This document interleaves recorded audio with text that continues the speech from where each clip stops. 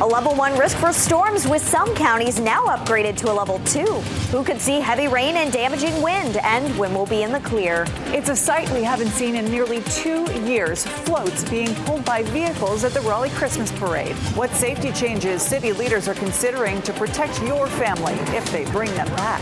The 13th Chancellor of North Carolina Central has been chosen. We spoke with Dr. Carrie Dixon about her priorities, the future of DEI, and the greatest challenges facing this university.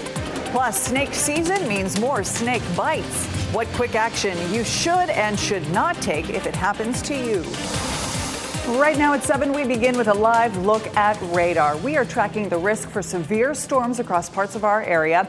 Just in the last 30 minutes, a thunderstorm warning was issued for Cumberland County. Thanks for being with us. I'm Ashley Rowe. And I'm Gerald Owens. I want to take a live look across the area. You see Durham, Chapel Hill, Raleigh. The sun shining in those 3 areas. There's Fayetteville. That severe thunderstorm warning is south of there, so you don't see the rain, but the clouds are overhead and that wind is blowing the camera around.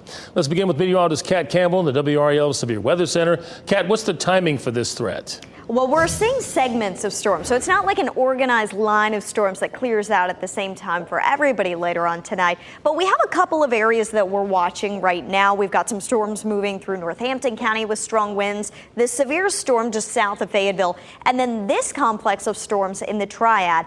That could arrive in the Triangle closer to 8 o'clock tonight, so about an hour away for that one. But let's focus in on the severe thunderstorm warning just south of Fayetteville. It does include the south side of town. It's in effect for another 15 minutes. The threats include damaging wind gusts as well as heavy rain. And there have been more than 50 strikes of lightning in that one cell in the past 15 minutes. It should arrive in just north of Clinton in about 30 minutes from now. We're also tracking the storm moving out of Roanoke Rapids over the next 20 minutes. It will continue to push east and clear out. No imminent threats around the Triangle, but we're going to watch that complex of storms that's moving through the Triad right now. Futurecast shows that getting here around 8, 9 o'clock tonight. We could see some storms continue even after that, but any storms after 9 o'clock are less likely to be severe, though there could be some thunder and lightning. The threat for any rain should diminish after about 3 or 4 a.m. Then you wake up to sunshine tomorrow. I'll have more on that coming up.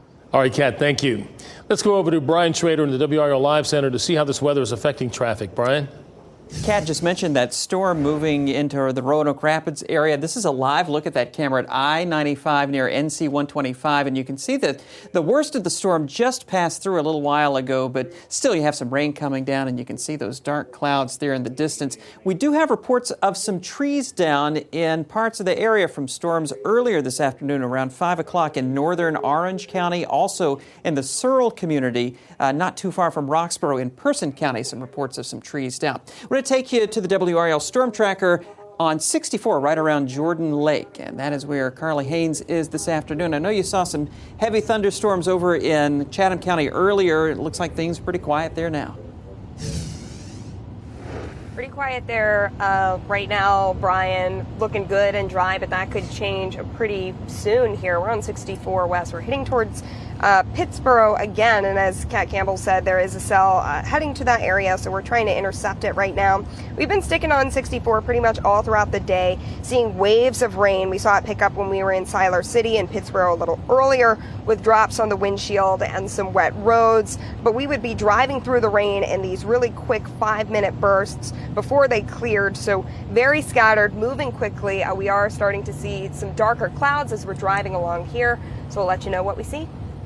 All right, Carly, thank you. And you can keep an eye on the radar tonight with the WRL News app. Make sure you have the notifications turned on. It is free wherever you download your apps. You could see vehicles pulling floats again in this year's Raleigh Christmas parade. The city's most recent parades were held without them following the death of 11-year-old Haley Brooks, who was hit and killed during the parade in 2022. WRAL's Aaron Thomas is live after speaking with Raleigh's mayor. Aaron, leaders and organizers looking at protocols. What are the next steps in the decision-making process here? Yeah, so Ashley, a lot of this is still in the development stages. Before we officially see any vehicles rolling down these streets and downtown streets, a part of the parades, these city leaders want to hear from some of the viewers and some of the residents here in Raleigh. They want to get some of the feedback. They'll then present some of those findings at a June 18th City Council meeting. We'll show you some video. We did capture video of both the 2023 Raleigh Christmas Parade as well as this year's St. Patrick's Day Parade. Both went on without a hitch, except that there were no motorized vehicles. Now, one of the safety measures under consideration, according to Mayor Mary Ann Baldwin, involves safety checks of vehicles within 30 days of any event. Within the past hour, we spoke with one of the parade organizers. She tells me she's looking forward to the return of vehicles and parades, ensuring that both parade goers and participants are kept safe. I hope that we continue to have conversation and more dialogue, more than, kind of just giving us some updates of what's coming next or what to look forward to, but hearing on how we can all work together to make events safer as a whole in the city of Raleigh. And this evening, we have spent the evening reaching out to a number of city leaders, state leaders, as well as the attorney representing the family of Haley Brooks. We're still waiting to hear back from that attorney. Stay with us on our late news beginning at 10 on Fox 50. We're going to dive into more of these rules and what these changes mean for a group who actually depends on these vehicles. Aaron Thomas, WRAL News, live in Raleigh. It was an emotional day as the community came together to remember a family of 3 killed in a crash on Memorial Day. The funeral honoring Tyler, Susie, and Miles Campbell was held in Ellenboro, North Carolina. That's in the western part of the state. That's where the couple was from. They attended high school there before moving on to NC State. Corinth Baptist Church was packed with friends and family to remember the family's impact on the community. The Campbells were genuine to the core. Hospitable, joyful, open, lighthearted, and always ready for a good time with friends and family. They made relationships with their most important priority. Their empathy was boundless. A weekend service is also planned at 3 p.m. Saturday in Garner at a building that Summit Church uses on Vandora Springs Road. 25-year-old Jordan Porter was the man behind the wheel that day. He faces 3 counts of second-degree murder. Police say he ran a red light going 82 miles an hour in a 42-mile-an-hour zone and had alcohol and marijuana in his system and in his car. An 18-year-old girl is safe and 4 people are in custody after reported kidnapping out of Fayetteville. Authorities say 18-year-old Tiersten Cochran was taken from a home on Birchwood Way early this morning. An Ashanti alert was issued to help find her. Hours later, she was found in Virginia in good condition. At this time, we don't know any information about the suspects. Authorities do believe she was with several other people in a gray SUV headed for Tennessee. People are trying to identify a person they say was impersonating an Amazon delivery worker. Here's the video. They stole a package off of a property in Durham. So this video was captured on what appears to be a home security camera. The person walks up, drops a package on the doorstep, and then picks up the package already there before running away. Officers say the suspect swapped the real package with an empty one. State lawmakers came to a compromise today on a proposal to ban masks in public. Masking for health reasons is okay. Masks for protests, not so much. You may remember a few weeks ago, Senate Republicans passed a bill that did away with a COVID-era health exemption. Under that bill, people who wore masks in public for health reasons would have faced penalties. The new compromise allows for wearing a medical or surgical grade mask to prevent the spread of disease. The Senate passed the bill today. The House is expected to do the same next week. The head of the DMV claims a glitch affecting a few thousand people is behind the hefty delays for more than 300,000 people waiting for driver's licenses and IDs. DMV Commissioner Wayne Goodwin said the glitch allowed people to renew their license even though their photo was too old to use. After they caught the issue, the manufacturer halted production for 10 days. That manufacturer says it had to find the 2,100 improper IDs, which slowed production. We didn't want to have 2,136 unlawful cards going out to people who then would be caught in a situation where they have an unlawful card. So we were protecting the public by doing what we did. We ultimately ended up with 10 days worth of credentials that had to be printed and it took several days, unfortunately, for us to get to the bottom of exactly how many credentials DMV was looking for. Talk about a ripple effect. That decision led to 354,000 IDs and licenses being delayed up to 8 weeks. The DMV says the manufacturer will get through the backlog by the end of the month, and then once that happens, you will only have to wait about 2 weeks for your physical IDs. In a unanimous vote, the UNC Board of Governors chose the new chancellor for NC Central University. Dr. Carrie Dixon will take over on July 1st, moving from her current role as chancellor at Elizabeth City State University. WRAL's Monica Casey sat down with her for a one-on-one interview covering her priorities, the challenges she faces, and the future of DEI. A new leader will take her spot inside this building on NC Central's campus, switching from the chancellor of one UNC institution to another. That it will certainly be the best HBCU. Dr. Carrie Dixon tells me her top priorities are focused on student success, enrollment, and community. The foundation has been built. Now it's time to elevate, and I'm ready for that. She comes to NC Central at a time of transition after the UNC System Board of Governors vote to dismantle DEI. What does the future of DEI at NC Central look like under your tenure? Well, I think we have to look at practice and putting practice in place from the standpoint of talent management, from the standpoint of succession planning, for maintaining and retaining talent that we already have on campus. Dixon comes from Elizabeth City State, where she increased enrollment by 70% and improved faculty morale significantly. She has degrees from multiple institutions and a college internship with WRAL under her belt. Dixon tells me enrollment will be one of the biggest challenges facing NC Central and higher education in the coming years. Post-COVID, the landscape has changed, and now it's time for us to take a different approach and really try to meet our students where they are and offer courses that will allow us to do so. In Durham, Monica Casey, WRAL News. Still ahead, it is still early in snake season, but we're already seeing an increase in bites in North Carolina. The most venomous snake bites in the United States happen in North Carolina. What most people were doing when they were bitten and what not to do if you fall victim. Plus, where some great whites are surfacing just off the North Carolina coast.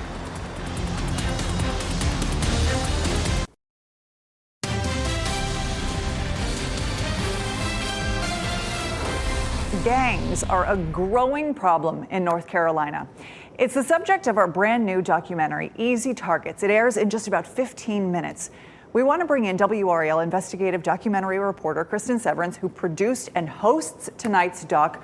Kristen, you learned so much through this process. Yes, we absolutely did. So one of the things that really sticks out, 50 gangs in Raleigh, experts tell me, hundreds more across the state. And crimes tied to gangs include shootings, robberies, and drugs. We went along with law enforcement as they served search warrants on gang members in Rocky Mount.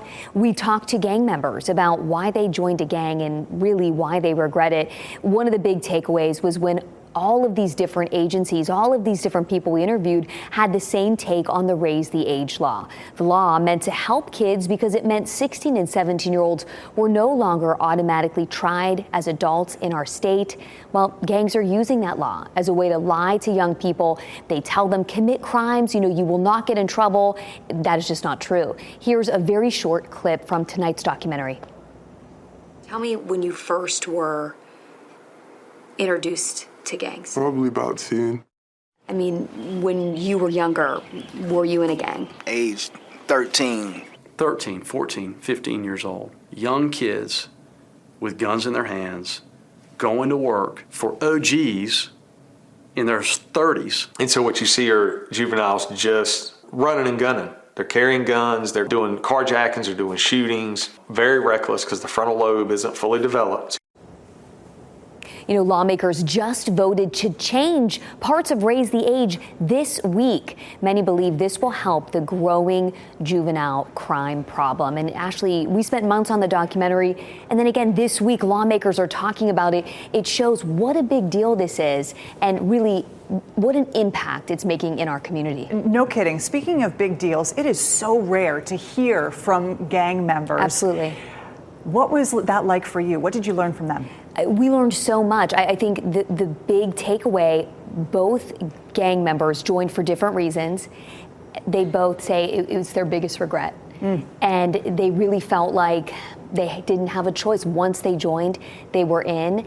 And some are very passionate now about trying to reach kids before it's too late.